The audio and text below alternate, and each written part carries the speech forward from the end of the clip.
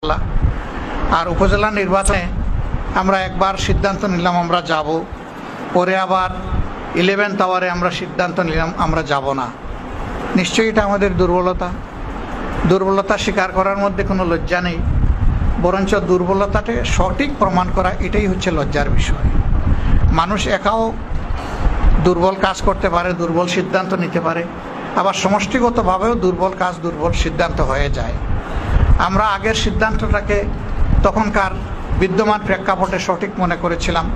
পরবর্তী পর্যায়ে যখন দেখলাম যে এক সরকারি দল ছাড়া অন্য কোনো দল নির্বাচনে যাচ্ছে না, তখন আমাদের যাওয়াটা ছিল নিজের বুকে ছুরি মারার সামনে।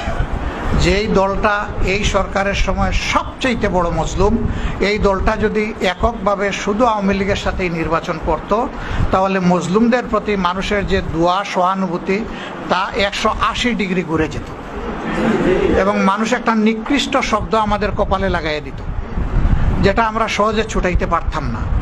আমরা তখন ধারণা করেছিলাম আরও কেউ কেউ যাবে, কিন্তু এন্ড অফ দ্য ডে আমরা দেখলাম যাচ্ছে না।